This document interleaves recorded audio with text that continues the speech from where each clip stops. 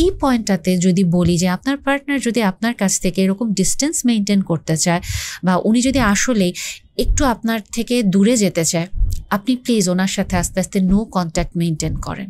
No contact টার্মটা specifically বলছি এই কারণে, কারণ আপনার পার্টনারের যদি আসলে ফ্যামিলিয়াল ইস্যু থাকে এবং ওনার যদি ইনসিকিউরিটি থাকে, আপনি ওনার কাছ থেকে যদি একটু ডিস্টেন্স মেনটেন করেন, ওনার তখন একটা হিলিং পিরিয়ড আসে।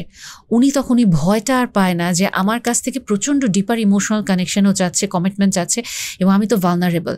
উনি আপনার কাছ থেকে এই কারণে দূরে যেতে চায় না যে উনি আপনাকে ডিচ করতে চায়, উনি দূরে যেতে চায় এই কারণে যে ওনার নিজের সেলফ হিলিংটা দরকার। উনি আপনার কারণে যতটা না যেতে চায়, ওনার নিজের ইনসিকিউরিটি থেকে উনি তত বেশি যেতে চায়। কিন্তু আপনি যদি ওই মুহূর্তে ওনাকে কমপ্লেন করেন, ওনার উপরে আরও বেশি ক্লিঙ্গি হন, উনি তখন আপনাকে ব্লেম দেওয়া স্টার্ট করবে। সো এই ফেজে আপনি যদি দেখেন যে উনি একটু দূরত্ব মেনটেন করছেন, আপনিও একটু ডিস্টেন্সে আসেন।